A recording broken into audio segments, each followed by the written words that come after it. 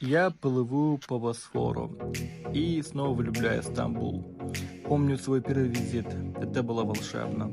Прохладный ветер, сами историей и современностью. Каждый метр как открытка. Мечети, базара, котики на уличках. А вокруг люди со всего мира. Пары, семьи. Все замерли восхищением. Этот город — живая легенда. Хочешь прикоснуться к истории, тогда лови момент. Это волшебный город Стамбул. Обязательно нужно посещать, и я рекомендую.